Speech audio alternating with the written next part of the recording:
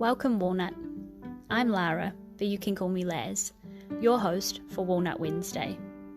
This is your reminder to be brave, be yourself, and know that you can make the world a better place just by what you decide today. Here, I'm going to share my weekly walnuttings with you on a Wednesday.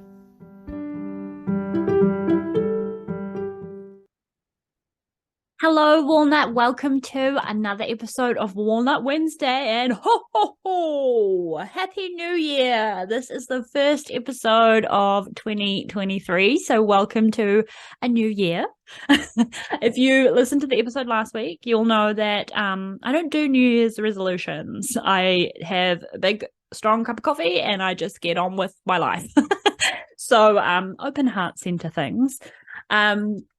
But if you have any new things, good luck, Godspeed. Let me know how you get on. And if you have an open heart center like me and you're like, meh, it's just another day, good luck, Godspeed to you as well for your days. Walnut, this week, I have a couple of different things I want to share, and they all kind of like streamline back to the same thing. But the topic for me this week and as I start the year is rage. And it's on the back end of the boundaries discussions that we've been having over the last couple episodes.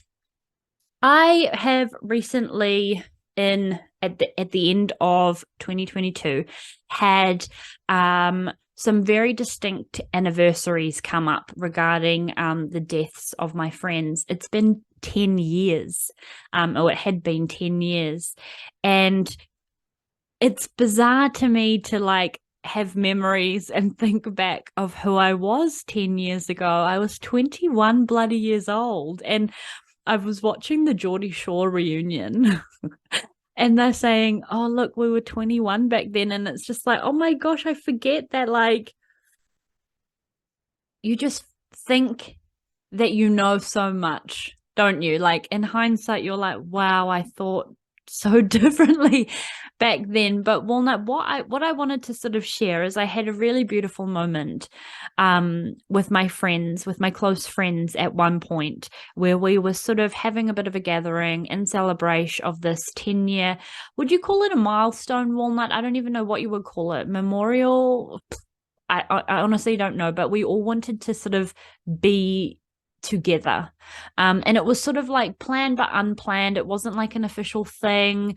We had like a little bit of a family thing, and then friends came after, and everything just aligned so wonderfully. Like someone who was actually up in Auckland, like randomly showed up at like 11 p.m. or I actually don't know what time it was, but everything just sort of worked out, and everyone who was like meant to be there showed in some way, and it was really beautiful. But Walnut, the thing that got me the most is I had been speaking like I was fine, and I had these little moments, like on the actual anniversary day I had like a quiet moment with myself and had a little bit of tear eye, but like I wasn't emotional. But then I don't know if it's like my open emotion center, or I was just like catching feels off everyone. I got extremely overwhelmed, and we all sort of went around and sort of shared if we had any memories or moments. And it was such a beautiful space of sharing, being vulnerable, I think especially for the lads as well, and not being afraid to share something with a group of people that you trust. I think we kind of take that, well, I had for many years, well, not taking that for granted a little bit, for fear of, that bully demon, imposter syndrome, where you're like, oh, people will laugh at me, people will think I'm soft, people will think whatever, right? And you think that of your friends too. I don't know, let me know if you kind of had that. But we had these lovely moments, Walnut, and coupled with that was this rage I was feeling for external things, about my boundaries being crossed, about my voice not feeling heard, in a different situation. So I guess everything and all the emotion, all the buildup of all the different things kind of just got to me, and I just got quite upset, and that kind of like stumped me, because I was like, oh whoa, I thought I had not healed, but I thought I was finished having crying, but it just goes to show, Walnut, that how much we can store things, how much we can hold on to things, and not realize even 10 years on that pain can still be painful, or things like rage can just get stored in your body and come out in little mysterious ways. So I'm not going to get into the boundary crossing and the things like that, Walnut, because we've already spoken to them in the previous couple episodes, or probably many more. Boundaries is, like, as we've discussed, a huge thing, right?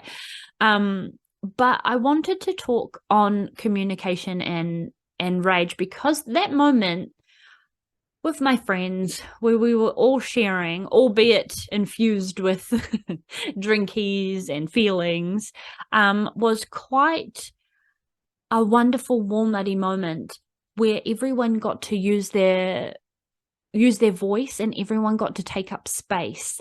And I think sometimes communication gets a little bit lost in the wash when you are feeling heated and emotional, right? And potentially in one-on-one arguments, like I'm thinking like with a family member or with a friend partner. Sometimes when you're so heated, you can get really, really defensive. And Walnut, one thing I did a class recently on rage, and I wanted to share a couple of things with you, because I think this is a really good like starting point, not from a New Year's resolution point of view, but from like a how you want to set yourself up like to speak going forward. I don't know, just it's a bit of a food for thought kind of ep, Walnut. But when people are angry, they remember things differently, right? And even like on the topic of like my friends who died, there were situations going on which at the time felt so big and so heavy and I was so angry. And now I don't even know what, well, I know what, but I don't know the context, like the detailed context of the things, because it's just it was the emotion that made it big. It wasn't the actual situation itself. And when you're in it, you can't quite see outside of it, right? And when you're hearing something from someone who is angry or angry at you or towards you, you put up this wall, and it's because they are emotional that they can't communicate their experience to you, because one, they're probably not remembering it because it's so big, because it's so full of emotion. Does that make sense, Walnut? I hope you're picking up what I'm putting down. What I'm trying to say is basically when you're feeling big, heavy feelings, whether it be anger, sadness, happiness, sometimes it's so big that it can take over the entire, like make a cloud over your eyes of the situation, right? And pure bliss and in pure seeing red, it changes the context of a like a standalone situation. And sometimes it's difficult to be able to receive feedback. And I'm speaking for myself. Okay, how am I don't think I'm really making any sense, Walnut, but basically I've come to realize that because I've been in such a state of rage and anger and potentially like resentment about some things, I have been unable to receive any feedback about it because I'm too busy defending myself. With it's like I'm bouncing back any feedback or any, like, it's not a criticism, but any ways of moving forward, because I'm trying to defend myself because I feel attacked or I feel threatened or I feel something. I bloody feel something. So I just wanted to sort of touch on rage. Okay, this is especially for like us women, and I know Kate and I have talked about like the rage of being a woman sometimes as well, but rage and anger are different. Right. And one of my teachers, Melanie and Leia, she says that rage is a really, really great motivator. On the back end of rage, you can create some shit. You can create a bloody masterpiece. It's passionate, right? Anger, on the back end of anger, you can just like fluff up a whole bunch of shit and make it a lot worse for yourself and dig a big hole, right? Anger is an emotion. Anger is there. It flows through and around you and then it goes away. But rage is something that can be sort of cultivated, and it's almost like a way of, not a way of being. Is it an emotion? I'm not sure. I've lost my train of thought, Walnut. There was something very insightful that I wanted to share about how these things all sort of linked together. And it was mainly how I just wanted to suggest to you, Walnut, that sometimes when we're angry, we go like deaf and we're unable to hear particular things, particular feedbacks, or opportunities to change. And I wanted to sort of raise this conversation now at the beginning of the year, because sometimes all it really takes is to listen. And I've spoken to active listening before. You know that saying, God gave us 2 ears and 1 mouth for a reason. Sometimes just taking that, it's not even taking the high road. See, I feel embarrassed as I say this, when it's at the time, it feels that way. But sometimes taking the quiet road and just listening to somebody's emotions can be quite powerful without, like, spitting it back, defensing it back. Because sometimes when people are angry, they remember things in a different way. It feels differently, and you put yourself into that position where you remember a moment based on, say, if you were feeling angry. For me, years later, it feels so much different because I'm not angry anymore. So I'm talking about 2 different things. I don't really know where I'm going with this. I'm obviously still in a percolation phase, but I wanted to start your year, Walnut, with the idea that maybe it is time to start listening instead of speaking, instead of arguing, instead of having bold opinions. And I'm not saying not to take up space or not to use your voice, but sometimes it can be very powerful when people who do not know how to, like, effectively have walnut communication, and it's a work in progress, communication is, it can be really powerful to just try and listen between the lines to what they're actually saying. And sometimes it does come out in a mean comment to you, but it is because it is fueled with emotions. And when you're like angry at someone, you're like, I didn't mean anything I said, it just like came out. Kind of like that. So instead of being offended by the actual words and trying to fight for yourself and defend, listening to what the surface thing is behind those words, and in that will be a question, and in that question will be the way to effectively communicate in a walnut way.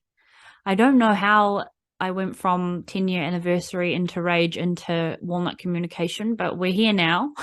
We're here now, and we're going to roll with it. But I hope from this episode, Walnut, you've potentially like picked up at least a couple of things that you can have as food for thought to start your year off. But I just wanted to encourage you to try and listen this week, because having those moments when we were sat in a little circle with all my friends, and I was angry, I was having rage about other things and other people. In that moment when I got to say my voice and have it received, even though potentially I wasn't making much sense, was quite, it made me feel safe. It made me feel safe to know that people were listening to me, even if it didn't make sense, even if they weren't there in that moment, even if they were there in that moment, even if they did have something to add, but no one said anything, and I just had that little moment of voice to say, to just talk. And then also give that listening back and let other people have their moment to talk, to listen. I don't know, I suppose it's just a bit of a give and receive balance of when to use your voice and when to use silence as the power tool of the conversation. But Walnut, I hope this makes sense. I hope you're having a happy new year. I hope you've eaten all the food and not felt guilty about it. And Walnut, if you're driving at this time of year, please wear your seatbelt and drive safe. There are so many nut freaks on the road. You're not going to get there any quicker if you go over the speed limit. It's going to be the same. Like, be patient, enjoy yourself, enjoy the food. And I hope this week when you're walnutting that you listen to one of your loved ones today. And I would love to know how that made you feel, and what the experience was. But I'm looking forward to another year of walnutting with you. Thank you for being here. Thank you for your time. And thank you for listening to it's been a while now since I've had notes. So thank you for listening to my non-note rambles. I appreciate you and I appreciate your time. I think you're beautiful. I think you're sexy. I think you're delicious. And I think you are a wonderful, brave, amazing walnut. And I'm so happy that you are here in the world, in my life, and taking up space with me. So have a happy Walnut Wednesday. Have a happy new year. And I'll talk to you next week. Bye.